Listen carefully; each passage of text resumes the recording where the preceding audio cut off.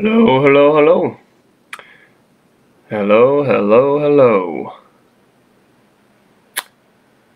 So, as everything gets going and gets set up, I think I might turn that light off. I got an extra lamp back behind me over my right shoulder. It looks like it'd be your left, on your left, but my right shoulder. I got that lamp. I don't think that helps any. I thought it might help give more light, but I'm not sure that's true. I see some people coming on there. As you come in, post any questions you have for our Q&A section of Metal Church Liturgy. You know what? To get better light, I may actually move some of these lamps I've got right here. I've got them kind of... There we go. That may help a little bit. Yeah, I think that does actually. Alright, I'm going to turn off that lamp back there. So welcome, if you're just coming in, say hi, tell us where you're coming in, joining us from, and if you have any questions for our Q&A section of Metal Church Liturgy, go ahead and post those over on the side, and I will I'll try to recognize those and add them if I can. And we got some people coming in, so that's good.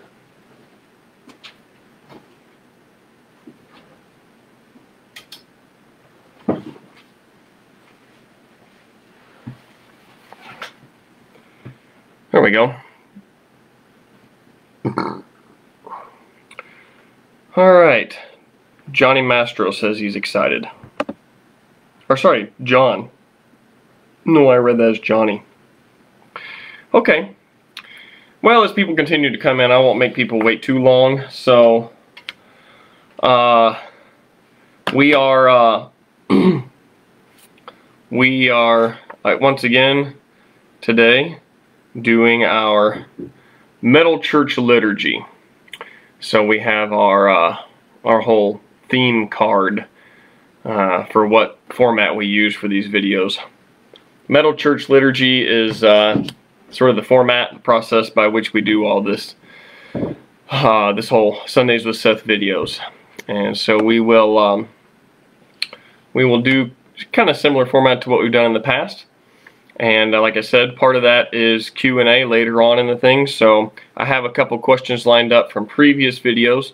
But if you have a question you want to ask that you want answered, do not hesitate to put it over in the comments, and I will give it some attention if I can. I'm also gonna edit or move one of those. I'm gonna edit a lamp.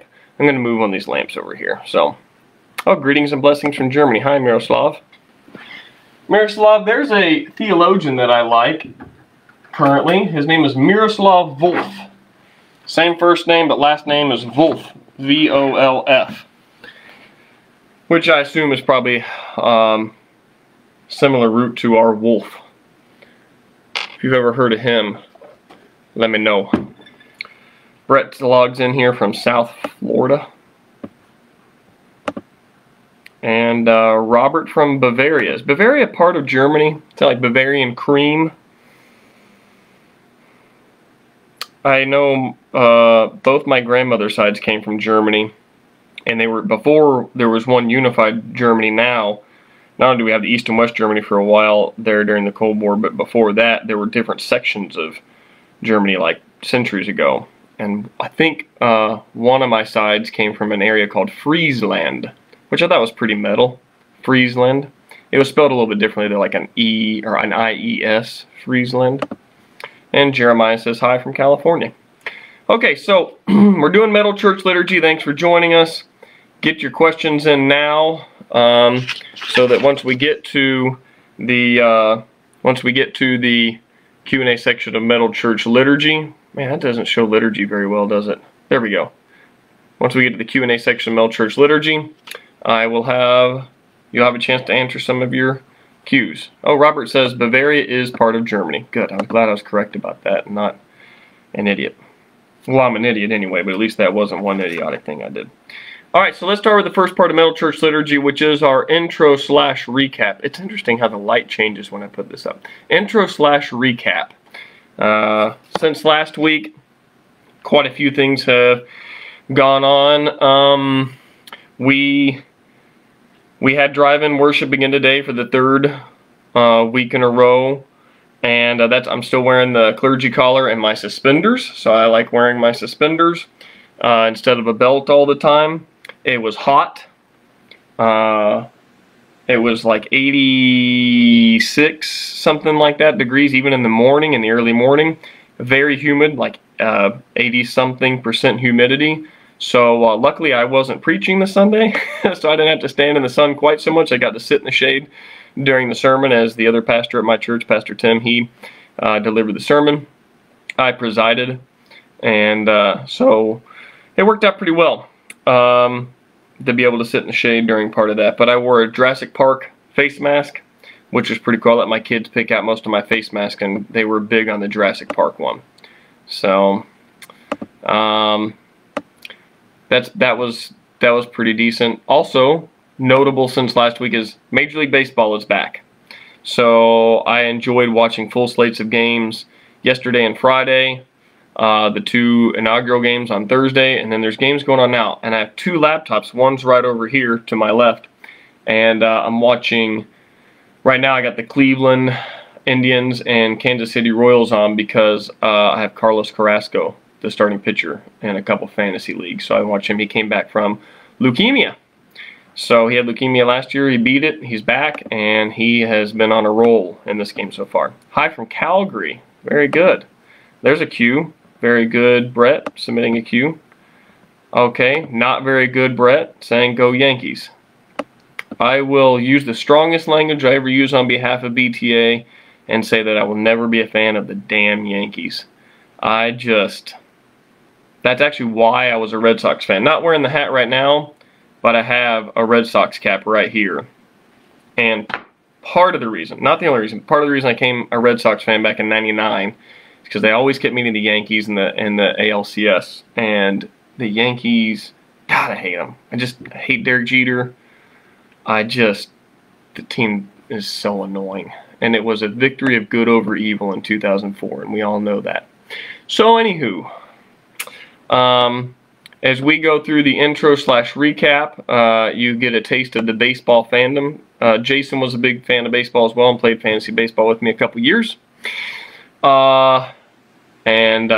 I don't think anyone else in BTA ever cared at all about baseball whatsoever. So there you go.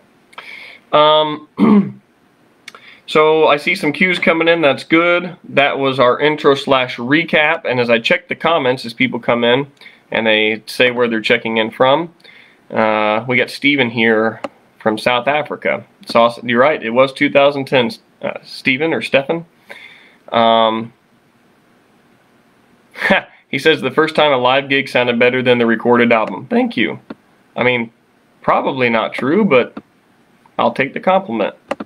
Kansas City fan over here, Royals. I like Salvador Perez. He's hitless though. I think actually they're getting no hit right now by Carrasco. And they're losing 4-0. All right. So next up from Metal Church Liturgy is our second part of the liturgical process, which is Around the Horn. And Around the Horn is where we kind of go and check in on different things people are doing. I don't have a whole lot of news as usual from anchors, but I do occasionally, I wanted to let you guys know, whenever you order BTA merch and say it's like a multi-item order, like say 2 shirts or a shirt and a CD or whatever, I usually will stick it in, I probably have one right here, I stick it in a flat rate priority envelope. Yeah, I do have one right here. Hold on just a second. Like this guy. And I have bubble wrap ones too for ones that need to be more malleable.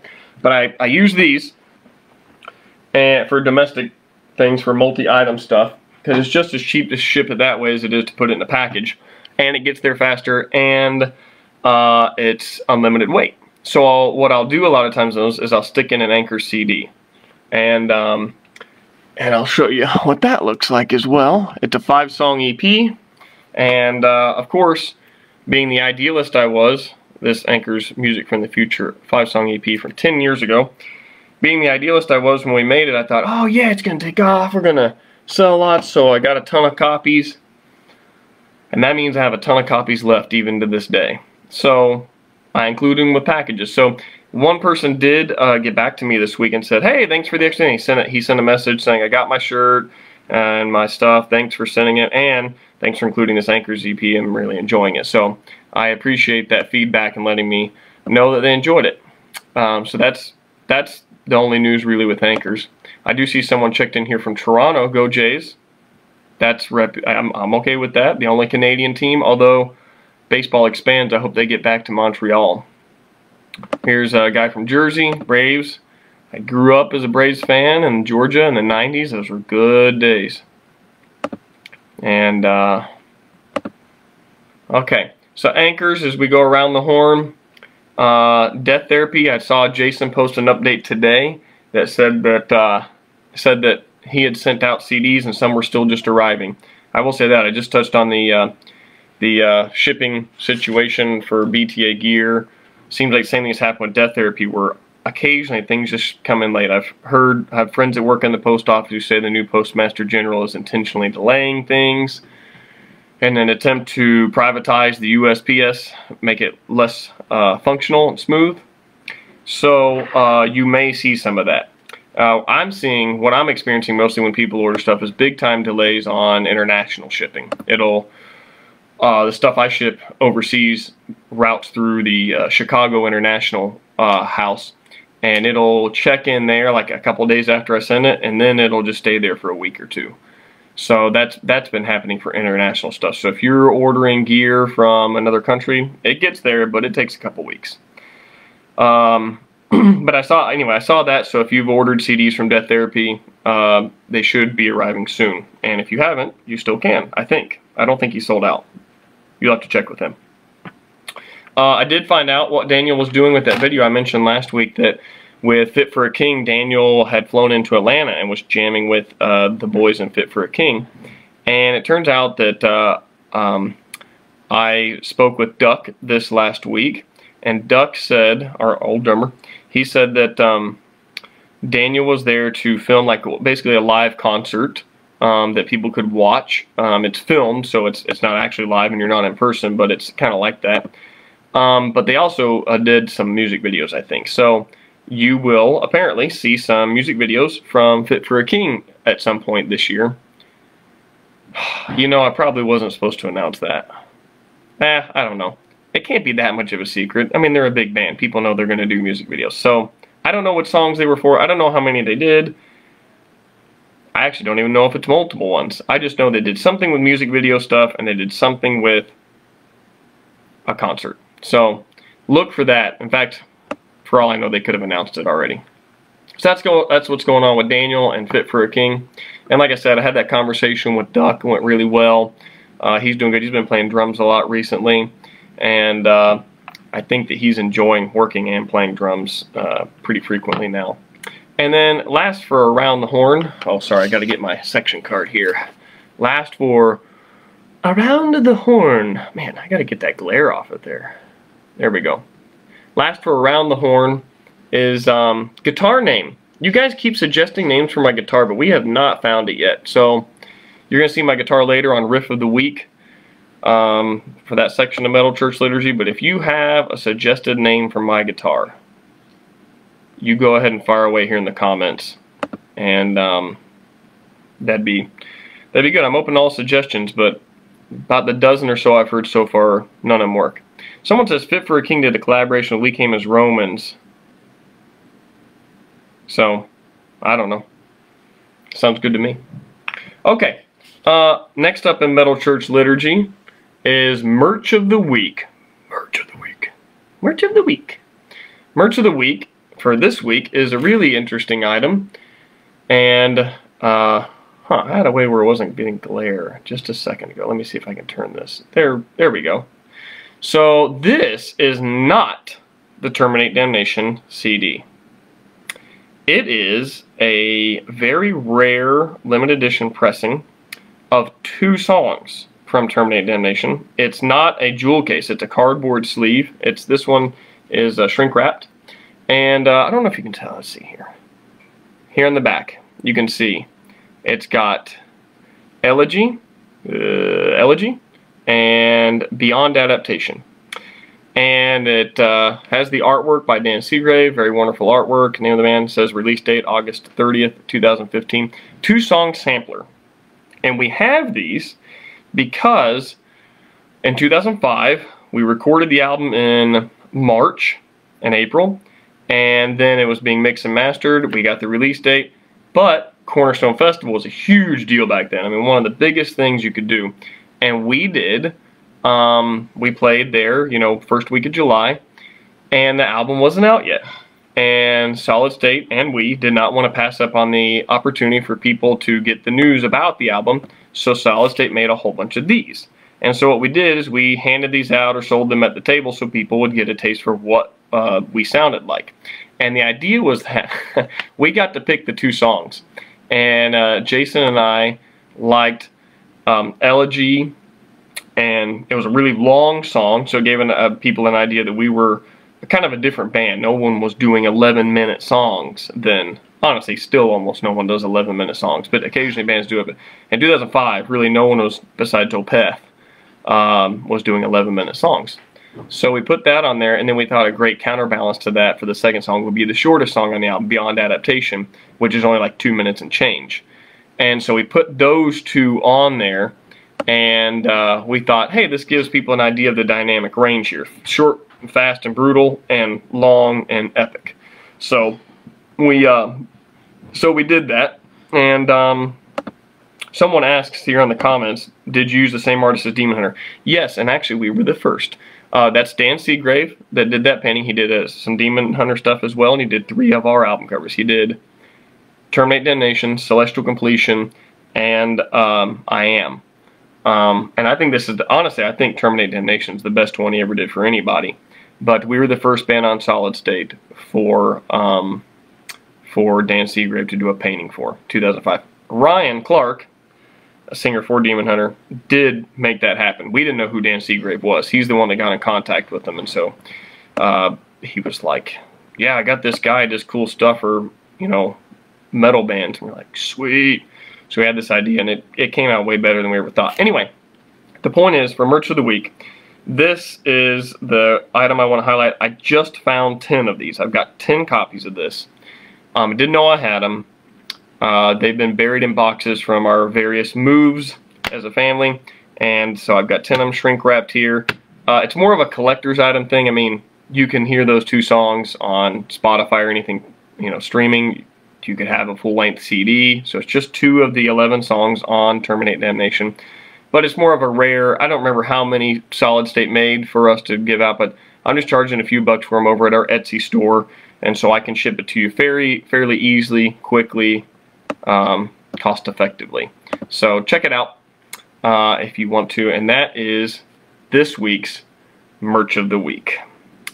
So after doing Merch of the Week, our next section of Metal Church Liturgy is, man, the glare is like really killing. There we go, Q&A. And this is what I've been telling you guys about, you know, submit your Q's because I need some Q&A. So, like I said earlier, I do have some that people asked about last week. And so I've got some Q's kind of lined up. I haven't seen really many more. I saw one come in earlier on the comments. I don't see anything else. So I'm going to go ahead and get to the ones that I have lined up.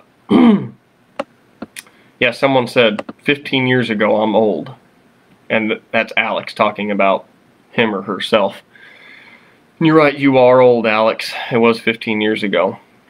The Q&A number 1 is, how did we resolve conflicts while touring / writing / recording when issues came up? And I guess the short answer would be messily.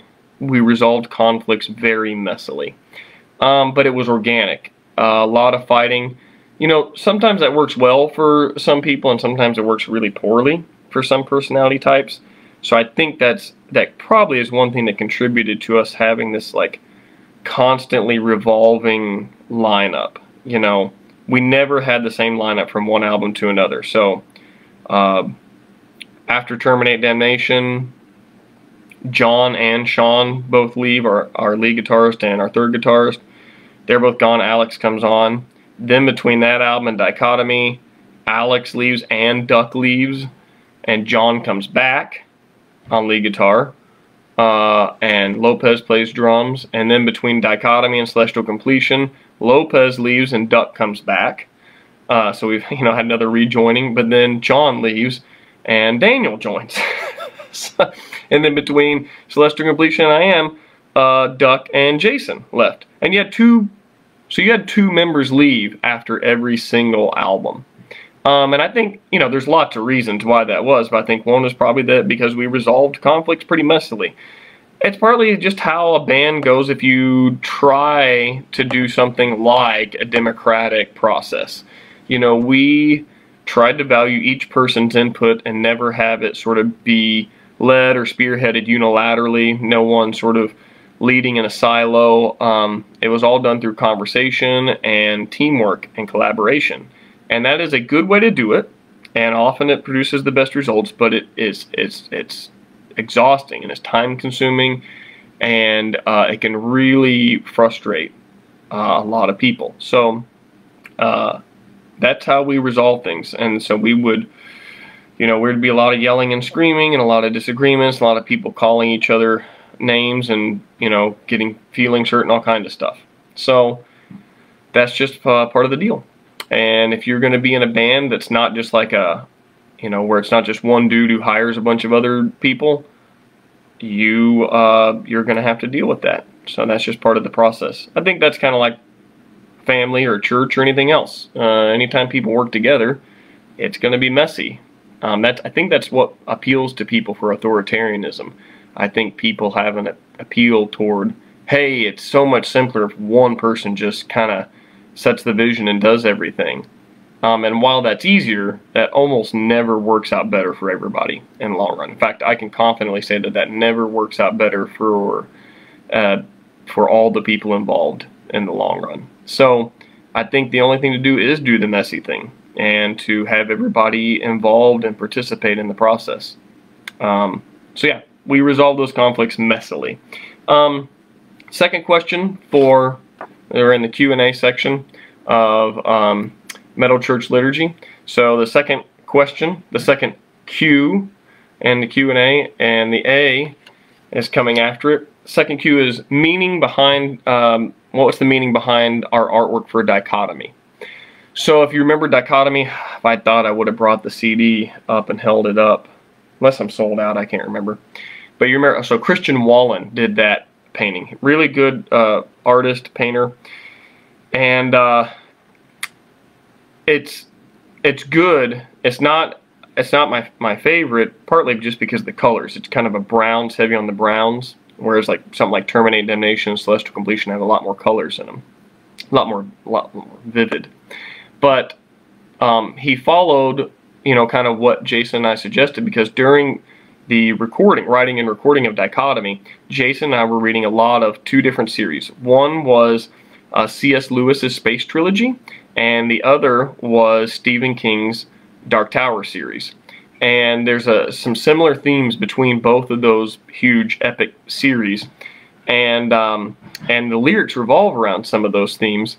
And Jason especially liked, I'm pretty sure it's in the third Space Trilogy book by C.S. Lewis, so I think it's in That Hideous Strength is the name of the book, where scientists are trying to remove this prisoner's head from his body and keep the head alive without the body. It's sort of an experiment. So you got to remember, this is written back in the 40s and 50s when science was really taking off in those directions, and C.S. Lewis, being a naturalist, was horrified at science's and scientists' willingness to just butcher and dissect and cut living organisms up in the name of science. And I think he was alive and was the voice of the church in Great Britain during World War II, and gave a lot of people a lot of comfort and guidance during that time. And I think, when the horrors of the death camps came out, that the Nazis were not just gassing, not just, rounding up Jews and stealing all of their stuff and putting them in concentration camps and, taking everything they had, but also gassing them and killing them, and not just gassing and killing them, but also experimenting on them. Seeing how loud you could turn the music before your eardrums ruptured, and seeing how hot of water a human being could stand before they boiled to death.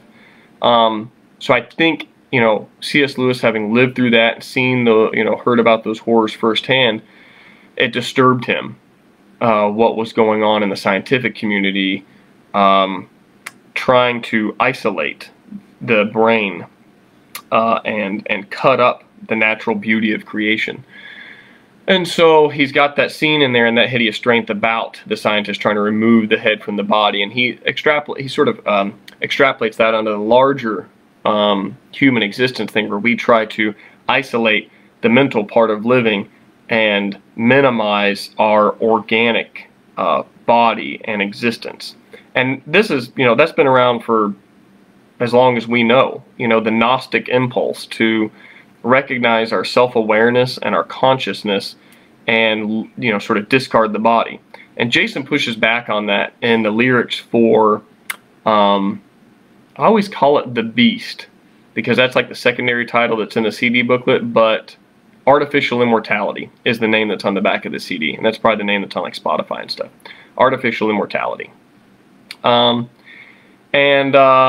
that artwork is sort of drawing out that image. It's from that description in That Hideous Strength, but it sort of is an image that gets at the crux of that issue in that song and of the album, named Dichotomy. The dichotomy between our sort of mental,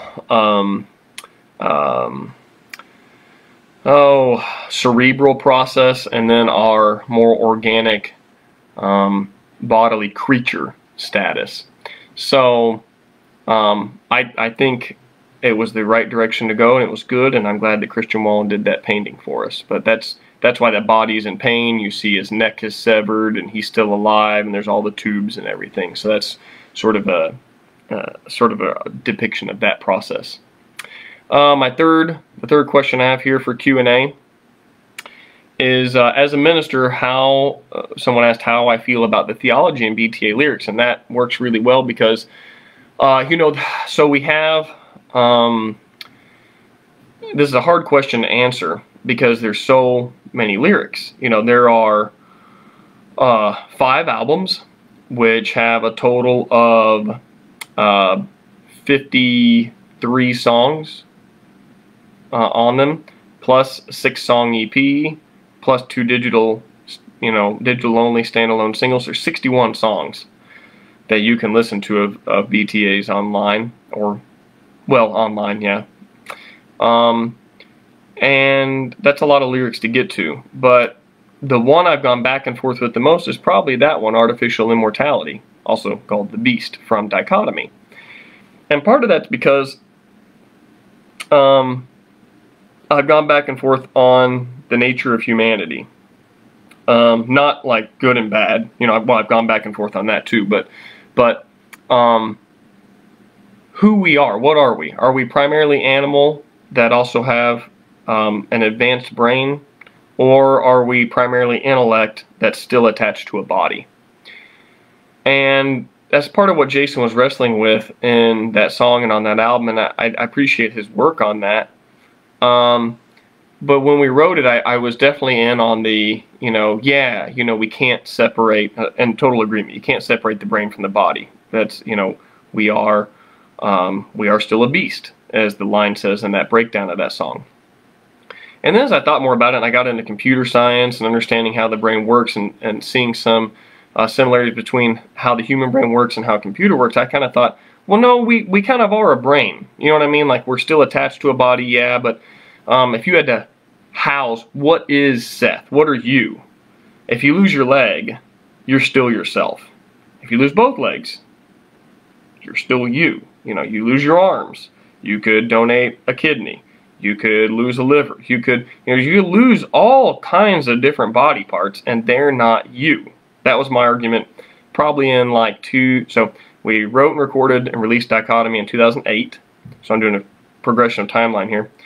By around 2010 through probably 2013 or 14, I kind of pushed back on that, and I felt like, no, that's not, because of what I was just saying. Who you are is in your brain. I mean, that's like your hard drive in a computer, and the rest is just stuff you can change out. So if you think of it in terms of computer, your hard drive has all the information. It contains all that computer is. You can change out the screen or plug in another screen. You can change out the keyboard. You can change out various parts of the, if you got a desktop, you can change out a fan or a video card, graphics card, stuff like that, sound card, plug in speakers. That's all interchangeable. The computer, what it is the CPU, the processing unit, and that's like your brain. That was my reasoning then, and some of that holds some validity. But I would say since 2014 or so, I've kind of moved on again, and it puts me back in almost a similar place to where I was in 2008, where I'd say, no, what humanity is all of us. It's all of you. And yeah, you can lose a digit or a limb and still more or less be yourself, but you do change. Something about you changes. Humanity is, our existence is embodied. We are not just spirits trapped in a cage of flesh, longing to be free. We, part of who we are is our body. In ways that we don't always understand, but we do know that the gut communicates with the brain, and you almost have a second brain in your digestive system. Part of your physical reality, I think, shapes who you are, especially in childhood, but even in adulthood. Your height, your weight, whether you think you're attractive or whether you think you're unattractive. Experiences you have where you do lose body parts maybe, or you have body parts changed, or maybe you have something go wrong with the body part like cancer or something like that. Those affect who you are. And so we are embodied.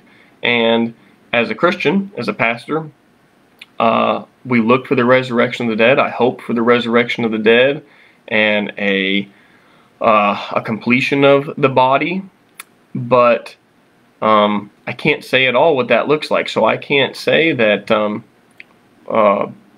that what the resurrection looks like is like this purely spiritual thing. It seems to me like human existence is always tied to a body. And so I would say that I agree, and part of this is formed by my theology. I would say that the lyrics and the perspective on that song, Artificial Immortality, more or less resonate with where I am now, with how I understand humanity and human existence now. And so I went into all that from just that one song, that we are an organic creature and we are a beast. I could do that with almost every song, so it would take forever. In fact, we could add that to Metal Church Liturgy. We could have a lyrics analysis. I maybe have to have Jason on for that. He wrote most of the stuff, but I may add that. Let me see if I can maybe add that. Lyrics of the week. If you want that lyrics of the week, go ahead and comment. Let me know. Thumbs up or thumbs down. Should we add that to Metal Church? I mean, our videos are already a little long, so if we're going to add things to Metal Church Liturgy, things are going to get lengthy. But I don't know. Maybe you guys like the long videos. But anyways, that was question number 3, and that's the end of our Q&A section. Q&A section of Metal Church Liturgy. So now that we've done Q&A section of Metal Church Liturgy, now we are on to Riff of the Week, which is our next part of Metal Church Liturgy. We do a different riff every week. Oh, by the way, you Kansas City Royals fans, your team is on the board now. It's 4-1 in the bottom of the 4th. So Riff of the Week, since we're celebrating Terminate Damnation, 15th anniversary of the album, I wanted to do, last week I did take a break from Terminate Damnation songs and we did Necrotizing Fasciitis. Now I wanted to go ahead and do another thing from Terminate Damnation. So let me back up a little bit here and put on my guitar. Again, if you have a proposed name for the guitar, let me know. And we are in the correct tuning now. So this song is recorded in drop C. I'm tuned to drop C, so you should be able to hear and see this okay. And if you were to play along and drop C, you'd be able to do this. So the song I want to do this week is called The Epigon. And so we start off with the keyboard part. It's like a strings sound. And I wrote that and recorded that, and it's a cool little intro to the song, but it is just the chord progression that John wrote. So John wrote this song, wrote the riffs on this song. And I remember when I was learning it, how interesting some of these riffs were, and I'll mention it to you once we get to it, and the quirky timing on some of them. But the melody, mostly, it's a highly sort of pure melodic metal riff and series of riffs in C minor, C natural minor, and I love the riffs, but all I do is that that progression of 1, 6, 5, 3, 7. So once the whole band, so you got that intro with the strings, then once the whole band kicks in, you're playing that progression. 1, the tonic.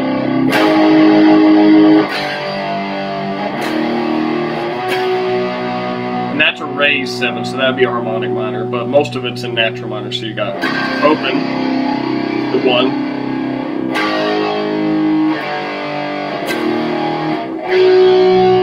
Okay, then once we start, once the whole band does come in with actually the riff, that's the interesting sort of rhythmic thing where you go. So that's again just straight up C minor. So if you're thinking the key C minor, 1, 2, flat third, fourth, and you got this weird timing where you, at the first part of the riff you go, and then you got, you add an extra stutter in there before you do the second run. So the first part is, and the second part is, and that is again in C minor, the flat 6, 5, 4, flat third. So the whole riff goes like this.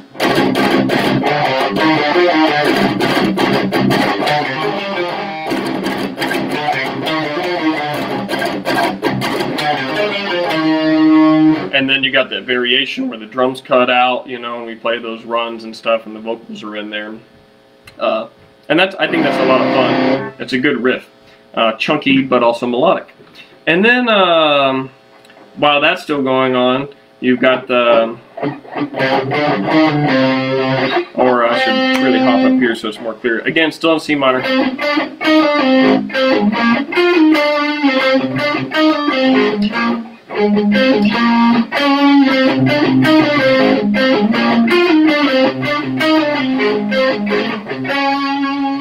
Okay, so you got that lead over it. And then let's see, the next riff is another rhythmic interesting thing where you start off with tremolo picking. Again, you're still in C natural minor.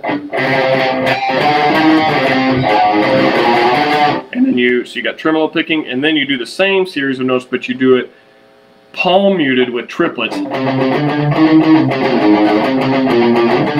Okay, so in C minor, 1, 2, 3, 1, flat 6, 1, flat 7, 2, and then, which is it gets really hard to, it's already hard to do palm muted triplet, triplet, triplet, triplet, triplet, but especially alternating that with tremolo picking is really weird. So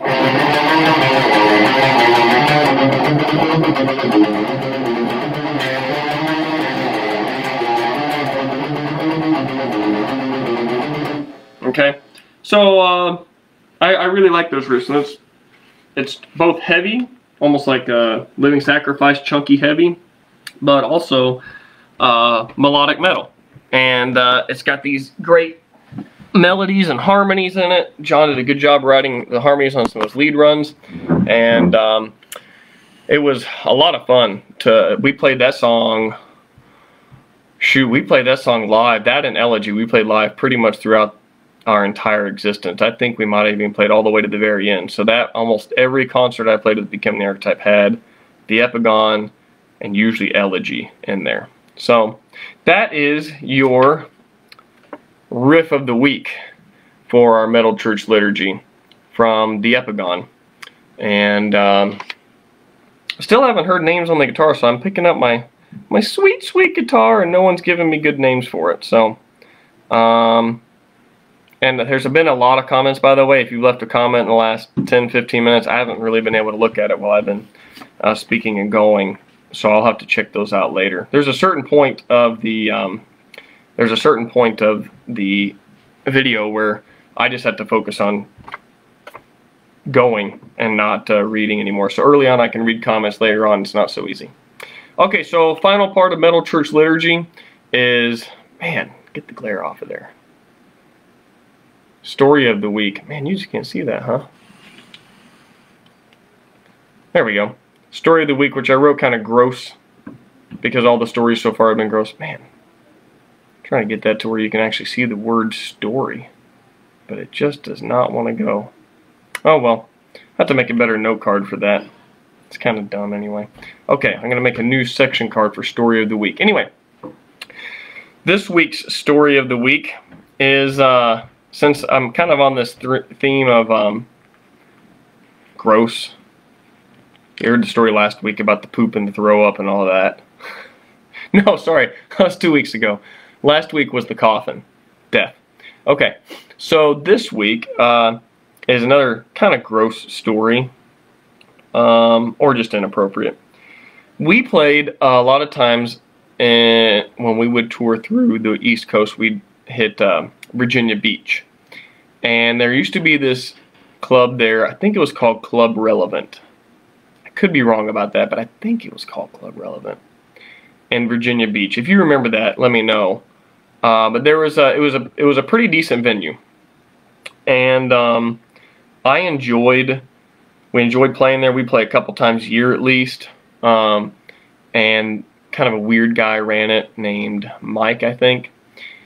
And, you know, usually the shows were good. Bands were taken care of, all that kind of stuff. Good turnouts and whatnot. But there was one night there. So because we played there so much, we had friends that, you know, were in the area that would come out. We'd hang out with them and whatnot. So one of our friends named Allie, she's still on Facebook and stuff, and I see posts from her sometimes. She would come hang out. Actually, that's another story. I'll tell you a story about when we played a special show for Allie. And so Allie would come, and we would hang out, talk, you know, outside the venue. And there was one night that we were all hanging out around the vans, us, another band, and Allie, and just friends of the band. And we're talking, and this guy walks up who has just come out of the show, or he's part of the, you know, he's going into the show or whatever. And he's got something up with him. Either he's, you know, I don't know, under the influence of something, or you know, has some kind of condition or something. But he comes up, and some of the band dudes are talking about tattoos and stuff. I don't have any tattoos, but people are showing different tattoos. And he goes, "Oh, I got a tattoo. Do you want to see it?" And we're trying to be nice, you know, kind of, yeah, sure, show us your tattoo. And so he's like, "Oh, it's on my leg." He's got jeans on, so he starts to like pull up the leg of his jeans to show us, and he's getting it, and he's like struggling with it around his knee, so it's clearly not on his calf or his shin. And he's trying to pull up his pant leg above his knee, and he can't quite get it. And finally gets above his knee, and he's like, "Ah, man, I can't get my pant leg up high enough to show you. Hold on." So he unbuttons his pants and pulls them down, and that wouldn't have been terrible if he had been wearing underwear or boxers or something, but he wasn't. So he pulls his pants down, and everything's hanging out. And he doesn't realize at first, and then he realizes, and he tries to like kind of cover himself, but everybody by that point had kind of turned away, and it's like, "Oh man, we don't want to see that." And so we had to sort of help make a shield for this guy, because the parking lot with people hanging out in front of the venue are like right there, and then some people are noticing some dude has dropped his pants. So we're trying to sort of make a shield so this guy can pull up his pants again, and I think someone had to help pull him up. So I really felt bad for Allie having to see this guy pull his pants down. So yeah, we had some weird experiences like that where occasionally people that we didn't know that were just at the show came and did weird things. There was another instance like that where a guy in I think he was in Phoenix or somewhere like that, or Albuquerque, came to a show. I think he was on our tour with Living Sacrifice and the Showdown and To Speak of Wolves. That was a good tour. I can do a story about that tour at some point. But similar situation where we had been warned that there was this guy that would always come out to the shows and was a little odd and would just sit down with people he didn't know and just start asking really personal questions and telling stories about himself. So we knew about this guy, but as we're waiting to go, we are all loaded up and we're waiting on one of our members to come out of the bathroom or something like that, and the side door of the van is open, and this guy just comes in and sits in one of our seats in the van and just starts talking. Like, doesn't introduce himself. We knew who he was, but doesn't introduce himself. Doesn't have any introduction at all about wanting to know who we are, what we're doing, and just launches into a story. It was a long, rambling story that seemed to not make really any coherent sense. And so we sat there and kind of like tried to be kind and patient. And then when our member finally got out, we're trying to, hey, come on, get into the van. So they finally got in, okay, we got to go, man. So we kind of gently helped him sort of wrap up his story and get out of the van. But you had those kind of people that would occasionally come up, and whether it was dropping their pants or launching into long-winded stories that you weren't sure why they were telling you. Those kind of things happen sometimes. So that's part of the fun of touring, I guess. So that's your story of the week. And so with that story of the week, we are, that is kind of the end of our Metal Church Liturgy for the week. And so I thank you for coming out for the 3rd episode of Sundays with Seth. And we will be back next week for episode 4. And make sure you get those questions in, get in any suggestions for the name of the guitar, and I will see you next week. Same time, same place. Alright, bye.